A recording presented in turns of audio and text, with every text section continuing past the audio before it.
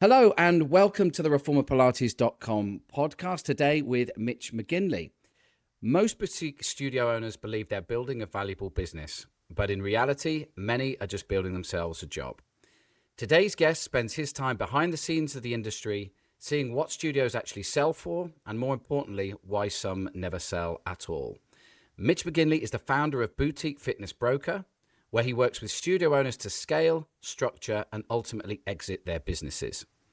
He has a unique vantage point on what truly drives value in boutique fitness and where many founders are getting it wrong. Mitch, welcome to the podcast. Thank you so much. I'm really excited to be here.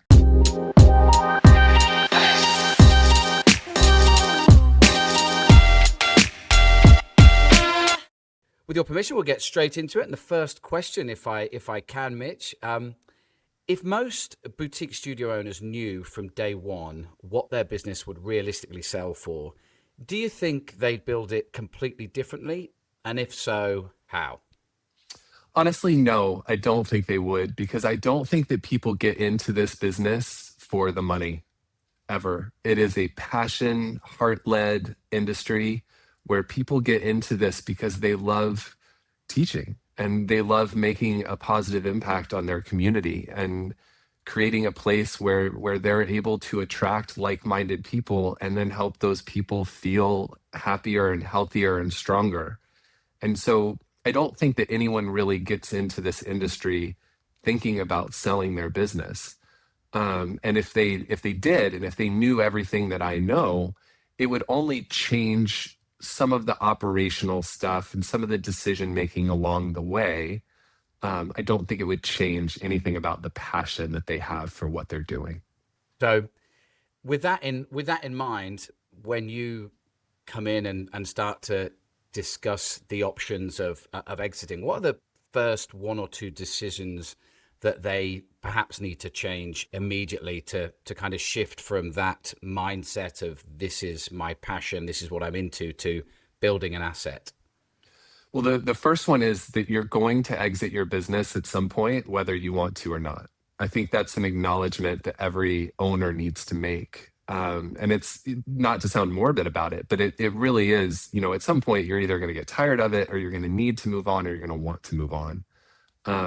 And most of the time, those decisions are actually led by external things. The most common ones for me are family members. Something happens with parents or kids are about to go off to school. And so parents want to spend those last couple of years before their kids, those types of decisions are really the foundation of why people choose to sell. But that's the first thing, is just the realization that one day you will need to exit your business. That's number one. And then number two is that your business inherently is valuable. I think there are a lot of people in this industry who don't realize that they've created something of real value and of transferable value. And that the best thing to do, in my opinion, is to sell it to the right person who's going to continue the community and honor your legacy. I mean, those are the right ways to take care of the community when you're ready to go. And so it's just a different way of taking care of your business. I think a mindset shift that people have, that instead of this taboo conversation about selling that no one ever wants to talk about, we need to normalize it and we need to make it everyone's MO so that we take care of these businesses and these communities into the future.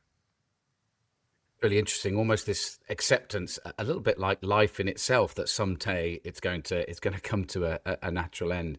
Kind of building on that, is there a risk that thinking about exit too early could actually stifle creativity or brand building in any way?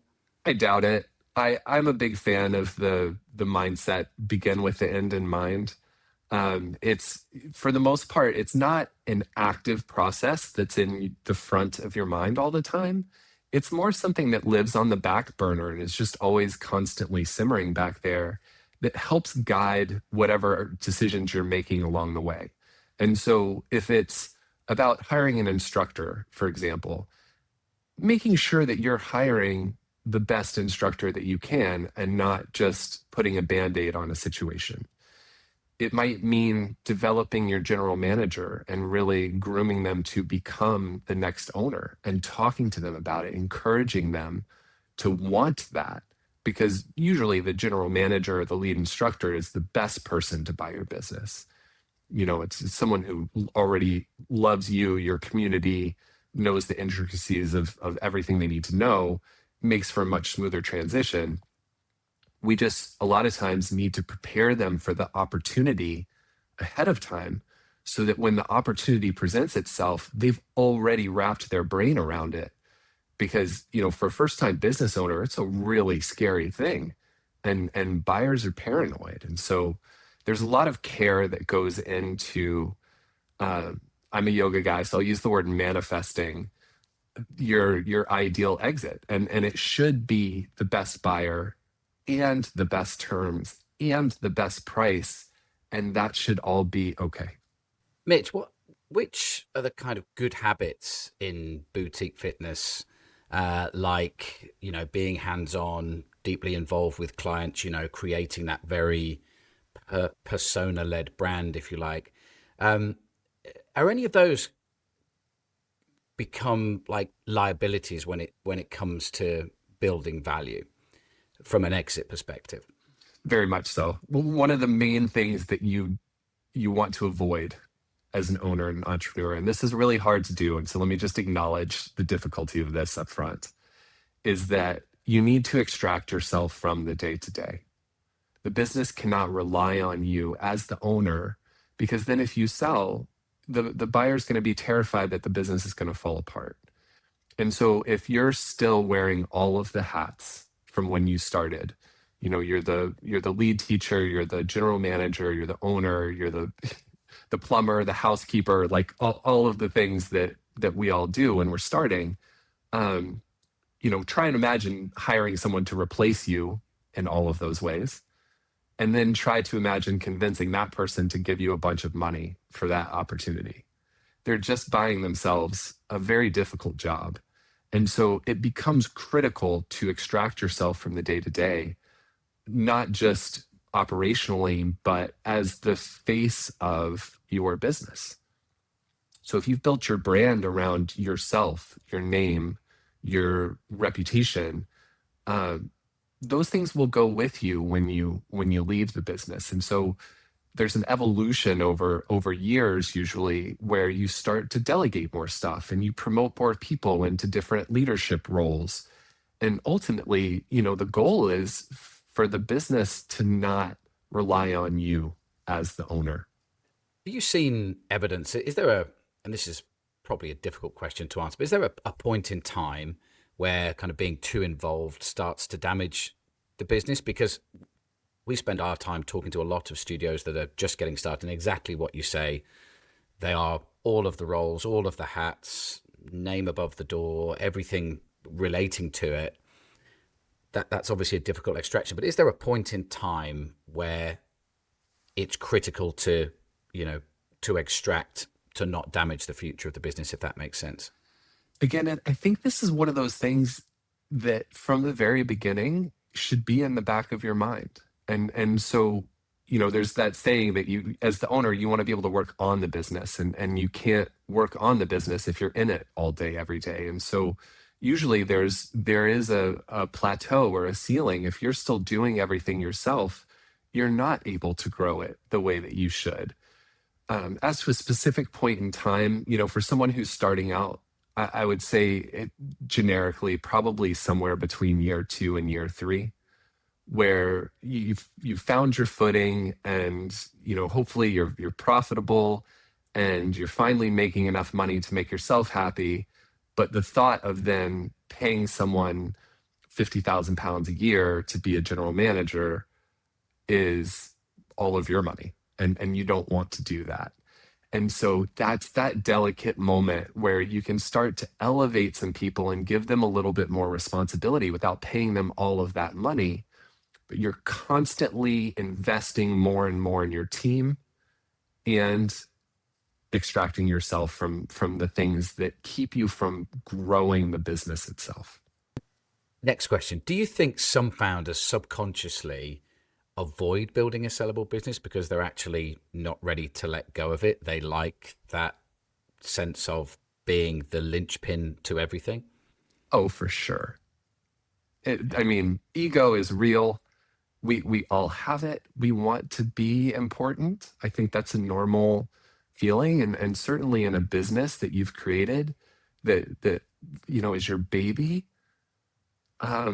it's very difficult to let go of those things. And just to make this personal, we owned a yoga studio. That's how I got into helping people with this.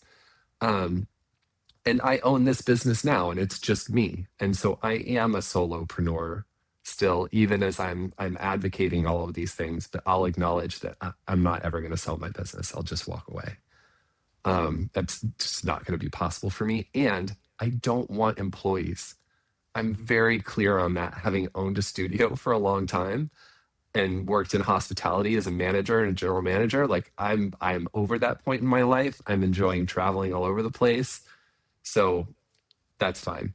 But even for myself, extracting myself and what can I delegate and how can I improve my systems and my processes so that it doesn't rely on me in the day to day and I can work more on growing my business and honestly doing things exactly like this, like hanging out with you and then coming to London and speaking to more people and sharing what I know with more people so that everyone else can benefit from these things that I learned the hard way.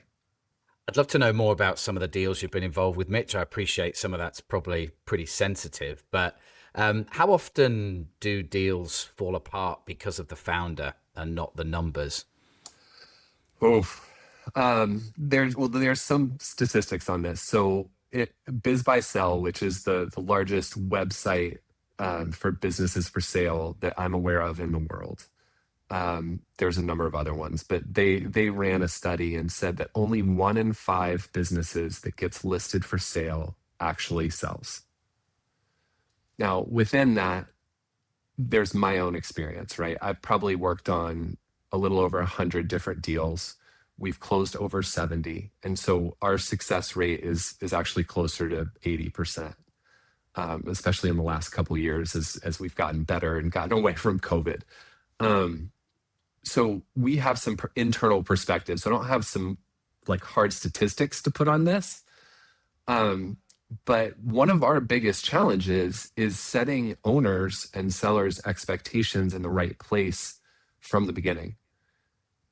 We're the first people who often disappoint an owner or seller by talking about what their business might sell for. And this is a perfect point to say, I avoid the word worth in everything that I do because I don't think it's my right to tell you what your business is worth. It's yours. It's your business. And it's a buyer can tell you what they think it's worth based on their offer. And then you can decide if you agree or not. Like that's none of that has to do with me. Yeah. So I try to avoid that word in general. And instead I talk about value. It's all about building value. And a lot of times sellers feel that there is more value to them than the market might be willing to pay. And that's okay. And no judgment in that. That's every owner's decision. What's hard for me is when I try hard to set somebody's expectations in the right place and something similar to my expectations happens and then they decide closer to the end of the process that they don't want to follow through. And that can happen for a number of reasons. They might be disappointed in the number. They might get tired of the buyer. They might just have deal fatigue. I mean, these conversations take 6, 12 months sometimes, and it can be very overwhelming, distracting from your day to day. And if you just reach the point where you're not feeling it, sometimes sellers just walk away. And so that's happened to us more times than not. A deal falls through for us because the seller walks away than because the buyer walks away. And I would rather it be that way. Yeah. And you mentioned there how you've just your success rate is phenomenal, by the way, 80%. So you clearly, and you mentioned a few things there, that kind of level set right from the start. So just that management of expectation on both sides, by the sounds of it. And obviously, I would imagine what goes into that is a rigor around numbers and having accurate evaluations for both sides. So just to get into that, if I may, Mitch, what's the most kind of overvalued metric that studio owners obsess over, and kind of following that, what's the one metric they consistently underestimate? It's such a good question. I have a pet peeve around this. Your followers and your list don't matter at all. Yeah. Your valuation is based on profit primarily. I mean, the first part of the metric, or let's do this. The equation for valuation is seller's discretionary earnings times a market multiple. That's it. Seller's discretionary earnings is your net income plus one owner's salary, usually, plus any personal or pre-tax expenses that are on your P&L.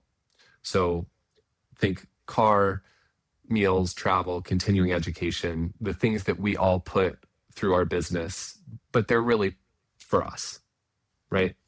That's real benefit that you've received. And so we add those expenses back. And that's your seller's discretionary earnings. And so, it ends up being a little bit higher usually than what your net income says on your profit and loss statement.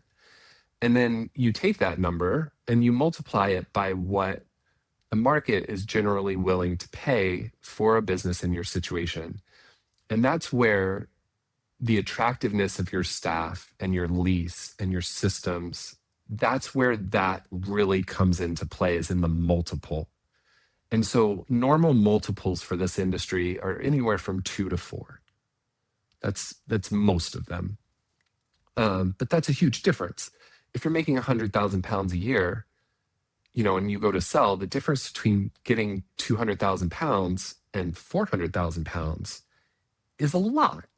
And so, what can you do to be on the higher end of that range? And that's where, having that strong staff, having all of your systems in place, making sure that your financials are super clean, and to get back to your question here, what are the ones that are undervalued? I think the KPIs that are most undervalued by studio owners are new lead conversion and retention. Those are the two that end up mattering the most to buyers, because they want to see that the business is good at not just attracting new people in the door, but then keeping them. And it's a real compliment to the ownership and the staff when clients stay for a long time. And the other one I'll sneak in there is the staff tenure. If the staff stays for a long time, that's another really comforting. If everything can be scary to a buyer, I'll say, but it's very comforting to know that the staff is happy and stable, and that lends itself to the expectation that the staff is going to stay through a transition and into the future.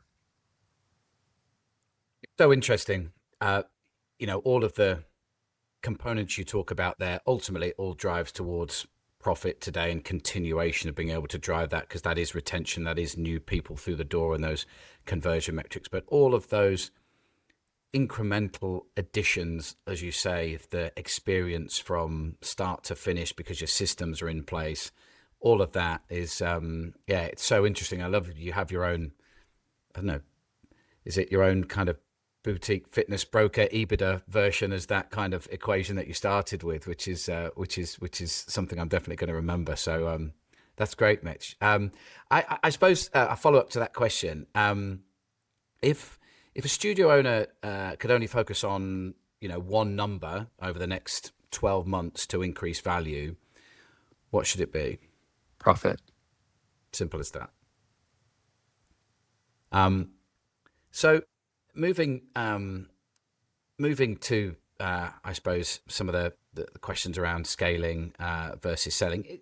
Is there a point where scaling more locations, because this is a really common discussion that we get into. And again, it's so interesting how all of the kind of inbound signals that I think studio owners get, which you reference, like how big's your list? What's your kind of social media following? How many studios have you opened so far? So is there a point where scaling more locations actually reduces your chances of a clean, high value exit? Yes. And I'll say it this way. Being profitable in one location is more important than having less profit and more locations. And so, one of the most challenging moments I think in any entrepreneur's journey is opening that second location. It's a really daunting moment where, you're taken out of the business that you created and now you're in this other place and you're spread between two different locations, and it's really challenging to replicate. And so the important thing, truthfully, is the profitability. And so it's more important to be profitable than it is to have multiple locations. That being said, obviously, when you scale, you're going to go through some of the same journeys and issues of growth. And so if you open that second location, it's going to take a little time for it to be profitable. But if you get the second location to equally as profitable as the first one, then you're in a better spot. And if you get a third location that matches the first two, then you're in an even better spot. And what happens is the multiple starts to increase because you see more institutional buyers who are seeing, a real opportunity to take something that's already a proven concept that has some scale and then put a bunch of money into it and scale it much more. And so that's the splitting those hairs. Growth is great. This is a great moment to say, consider acquisitions as a means of scaling. I was watching Georgia on Instagram the other day talking about a build out in her new space and what a pain it is and how much the delays are and, all these different things. And I'm sitting here as a broker being like, well, is there a studio there that you could buy? Because then you would step into a whole nother client base, a whole nother staff, and a studio that's already built out. And so maybe you could just make a couple changes, to rebrand over time, and step into cash flow on day one. I mean, that's huge. And so I'm a big fan also of scaling via acquisition. And that's a big part of my business too, because buyers and sellers are truthfully kind of the same. Yeah. So trying to understand that difference between, the scaling that adds value and scaling that just adds complexity or risk. You did this as an owner yourself, and I'm sure this is something you see pretty consistently. What are some of the things you see, the big differences between those that are scaling and adding value and those that are just creating complexity? It's a funny trend. Usually people spend more on their second location.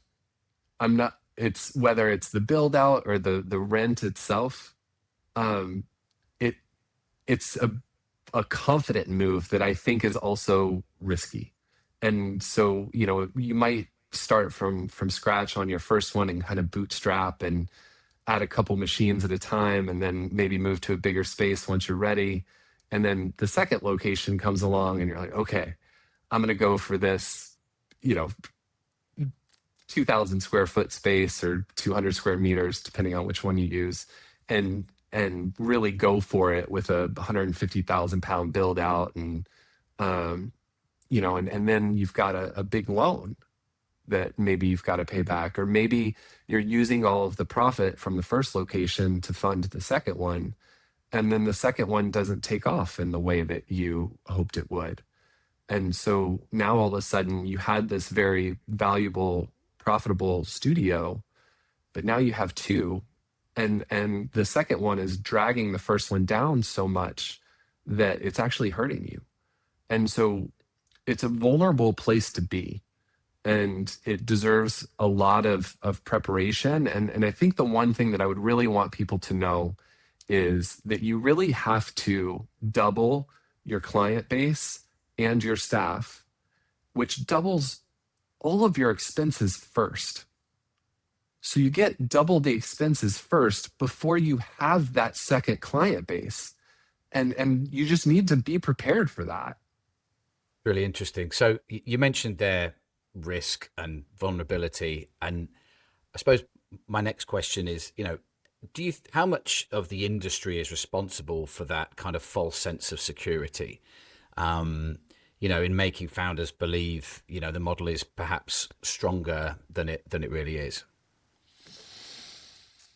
Oh man, that's a loaded question I because appreciate you're the boutique fitness broker, and I've just asked how much the industry is responsible for that. But it is without question such a hot space. Everybody I speak to, references it.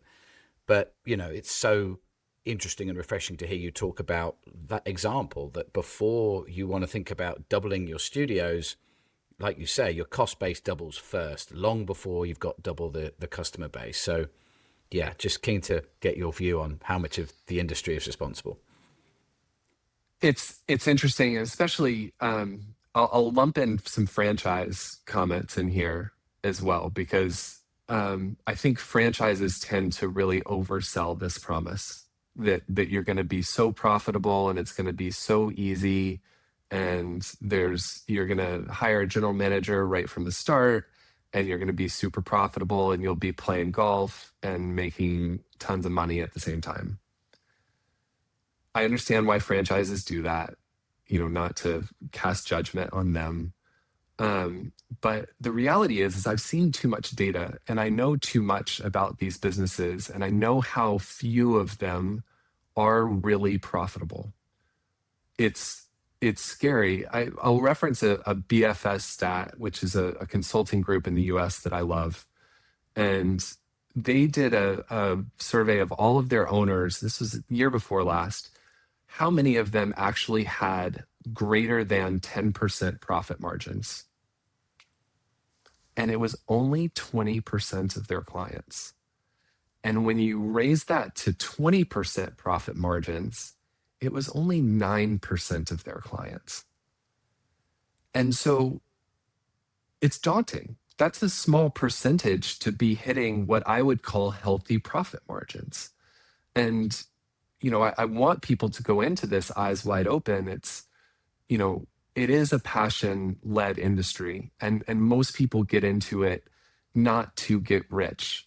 But that doesn't mean that you shouldn't plan on having a strong, sustainable business that's going to take care of you, and that's going to take care of your family and the community, your staff, well into the future. And so, those decisions that you make from the start, especially about, taking out loans, how much to borrow, are best really evaluated with someone who knows the industry as well as we do, to make sure that you do go in eyes wide open and don't make any mistakes.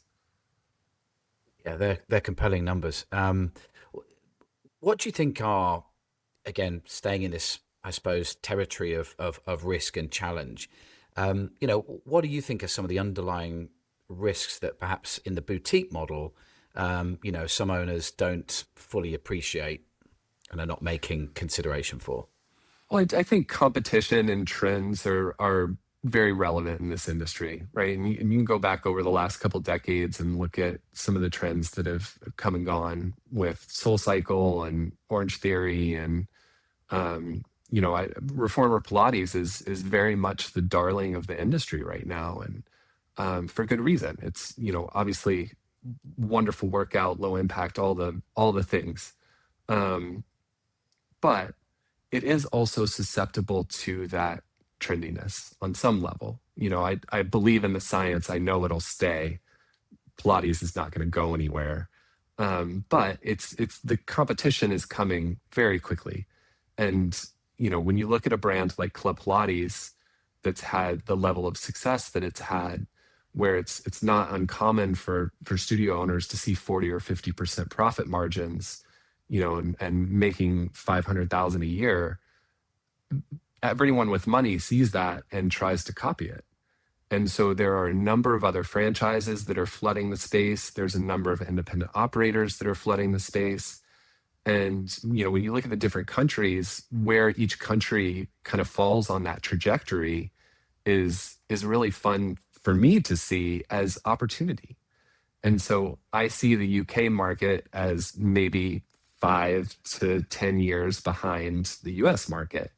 And then I see the rest of Europe 5 to 10 years maybe behind that.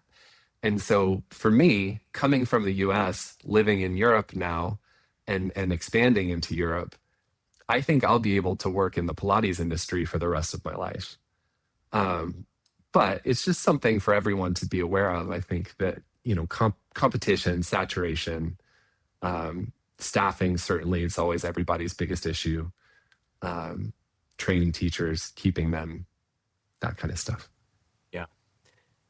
Thanks, Mitch. I just want to kind of get back to, thinking about the boutique studio owners that you talk to on a regular basis. And I suppose kind of getting back to some of that first themes around, an asset or a lifestyle. Is it fair to say that many boutique studio owners don't actually want an asset, that they just want a lifestyle business that feels like an asset? Absolutely. Absolutely. I mean, and I'll make this about me. I loved our studio, and I loved it because I came from hotels. So I was wearing a suit and tie every day and on my feet for 12 hours. And then I got to go into a yoga studio where I got to wear flip flops and, Lululemon and give people hugs all day. Like, it was just a really great place to be. I wasn't thinking about making a lot of money. I was thinking about how great my life was and how wonderful it felt in my heart to make an impact to my community. And, it got to the point where we couldn't go out to dinner in our neighborhood without someone coming up and saying hi and offering a really nice compliment about what we created. And that is worth more than money to a lot of people. What I would argue is just that they don't need to be mutually exclusive. And so oftentimes the most heart-led ones can be the most valuable because they're so successful because of their passion. And I just want to eliminate the taboo around talking about money in this industry and sale prices and selling. It's people, this is another thing I'll just cram in here real quick. Please. It never ceases to amaze me how many people think that business owners should never sell their business. It's like, we all want new jobs. Nobody wants to have the same job for 40 years anymore. That's not a thing. We get tired of the same problems. We want new challenges. We want new places. It's not any different. And so the people who I talk to, the owners, the business owners who are like, well, I don't want anyone to know that I'm even thinking about selling because I don't want them to get scared and leave. That's a false premise with a false conclusion. People will understand because it's a human thing. And no one will leave. They'll be flattered that you're coming to them and saying, hey, I think you'd be a great candidate to carry this forward. Just like tapping someone for teacher training, if you tap someone on your staff to be the next owner, they're going to be so honored and proud. And it's going to mean the world to them. And then they're going to go home and talk to their spouse about it and really wrap their head around, what would it take for us to do this? And are we financially in a position that we can do it? How much money could we put down in a potential transaction? At what point in our lives would this make sense based on our kids and our parents and everything else? I mean, there's a lot of moving parts. And so I'm a huge advocate for people being open and honest about their intention to sell. That's great, Mitch. Look, I've so enjoyed this conversation, and what really comes out is, yes, you clearly have a very clear scientific approach to business selling, but there's also this huge emotional and heart-driven component to it as well. I can imagine anybody that works with you to sell their business really feels that. And That's something that just comes out in this half hour discussion, and I just wanted to say that before my last question, if I may, which is I always ask anybody on the podcast this question: what has given you unbridled joy in the last week? I love this. I love this so much, and I was prepared for it. So I'm gonna two things. Number one, we've lived in Spain now for 16 months ish, and we're fairly certain that we're staying for the time being. And so we invested in some furniture. It's like we You're really feel definitely like you're staying. staying You're somewhere. staying. Yeah. We're staying. And so what we did was we finally bought rooftop furniture. We have this awesome rooftop, and we put a ping pong table on it. And so we've been up there playing ping pong with our kids nonstop, and it's been so much fun. So that's the personal one. Our neighbors don't love it, but we love it. Um, and then the professional one is that my book is coming out, and so I've just finished this book. I don't think I've even told you this yet, but I'm going to make sure that everybody that's attending the conference gets a copy of it. It's called The Number Nobody Talks About, which is your sale price. It's all about exactly what you just said, which is it's both the financial, technical aspect as well as the emotional, spiritual part of this journey. Um, and it's really just meant to be a guide of everything that I've learned and hopefully an easy to read way. And so that was a huge goal for me. I finished it about a month ago. I'm supposed to get it back from the editor today, um, which is looming very heavy in my mind. Um, but it should be out in the next couple weeks, and so I'm really proud of that and look forward to sharing it with everyone. Hats off. Number one, writing the book. That's a huge achievement. I get the sense of your excitement with it, and you've just revealed you're going to be giving it away at our event as well. I mean, that was literally fresh. So I'm yes, thank you very much. That's wonderful, and hats off to you again. And I love the sound of table tennis on the rooftop as well. What happens when it goes over? You just let it bounce in the street, and you just got to be buying more table tennis balls from Decathlon, basically. So many. We've already, it's so many. Fantastic. Mitch, again, thank you so much. This was such a great discussion. I've learned a huge amount, and yeah, look forward to you joining us at our event on June the 3rd. This was just a real, wonderfully insightful conversation, and thank you again. It's my pleasure. Thank you, Carl. I'm so excited for all that's ahead. Thank you, sir.